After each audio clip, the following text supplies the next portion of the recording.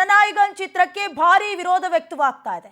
ಚನ್ನಪಟ್ಟಣ ಶಿವಾನಂದ ಚಿತ್ರಮಂದಿರಕ್ಕೆ ಲಗ್ಗೆ ಇಟ್ಟು ಆಕ್ರೋಶವನ್ನ ಹೊರಹಾಕ್ತಿದ್ದಾರೆ.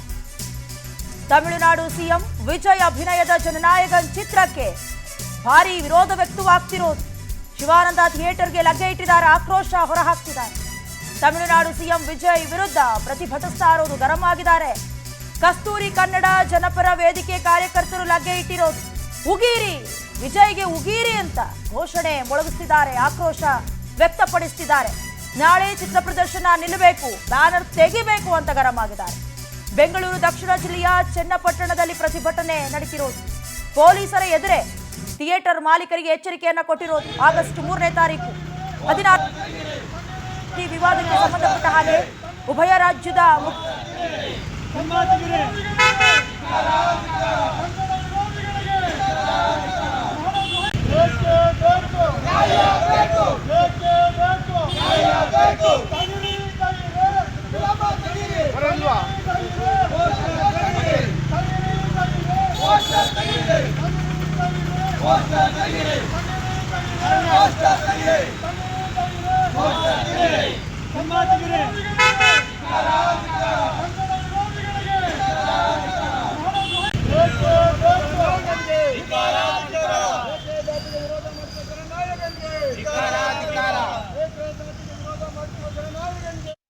ಹಿಂದೆ ಕೂಡ 2012ರಲ್ಲಿ ದಿವಂಗತ ಜಯಲಲಿತಾ ಸಿಎಂ ಆಗಿದ್ದಂತ ಸಂದರ್ಭದಲ್ಲಿ ಜಗದೀಶ್ ಶೆಟ್ಟರ್ ಅವರು ಕೂಡ ಮಾತನಾಡಿದ್ರು, ನೀರು ಬಿಡಿ ಅಂತ. ಅವತ್ತು ಕೂಡ ನಿರಾಕರಿಸಿದ್ರು ಕರ್ನಾಟಕದಿಂದ.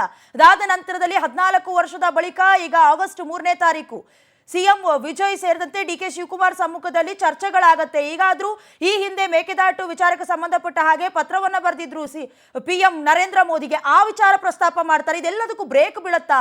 ಎಲ್ಲವನ್ನ ಕಾದು ನೋಡಬೇಕು. ಸದ್ಯಕ್ಕೆ ಮಾತ್ರ ಪ್ರತಿಭಟನೆಯ ಕಿಚ್ಚು ತಾರಕಕ್ಕೇರ್ತಾ ಇದೆ.